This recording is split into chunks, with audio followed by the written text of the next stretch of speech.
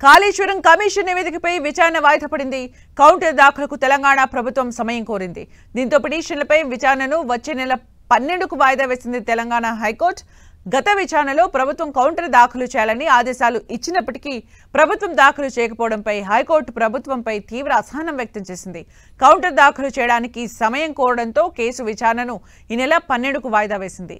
PC Ghosh commission ఇచ్చిన నివేదికను ఆధారంగా ఎలాంటి చర్యలు తీసుకోవద్దని కోరుతూ మాజీ సీఎం కేసీఆర్, మాజీ మంత్రి హరీష్ రావు దాఖలు చేసిన పిటిషన్లపై మరోసారి విచారణ జరిగింది.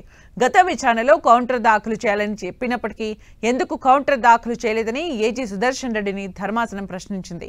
కౌంటర్ దాఖలు ఆలస్యమైందని కోర్టుకు క్షమాపణ చెబుతూ ఏజీ మరికొంత సమయం కావాలని కోరారు. దీంతో ఏజీ విజ్ఞప్తిని పరిగణలోకి తీసుకున్న న్యాయస్థానం వచ్చే నెల 12వ తేదీలోపు పూర్తి వివరాలతో కౌంటర్ దాఖలు చేయాలని, అప్పటి వరకు ఇప్పటికే ఇచ్చిన మధ్యంతర ఉత్తర్వులు యథావిధిగా కొనసాగుతాయని న్యాయస్థానం స్పష్టం చేసింది. కాళేశ్వరం కమిషన్ తరపున హైకోర్టు న్యాయవాది నిరంజన్ రెడ్డి విచారణ సందర్భంగా కౌంటర్ అఫిడవిట్ సమర్పించకపోవడంపై క్షమాపణలు కోరారు. కొన్ని వివరాలు సేకరించడంలో ఆలస్యం జరిగిందని, త్వరలోనే సమగ్రమైన కౌంటర్ సమర్పిస్తామని తెలిపారు. హైకోర్టు ఆయన విచారణను అంగీకరించి తదుపరి విచారణ తేదీని నిర్ణయించింది.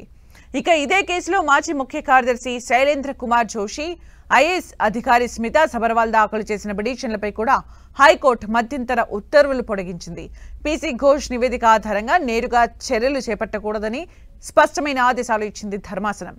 సిబిఐ తన స్వతంత్ర విచారణను చట్టపరమైన విధానాల ప్రకారం కొనసాగించొచ్చని గతంలోనూ పేర్కొంది.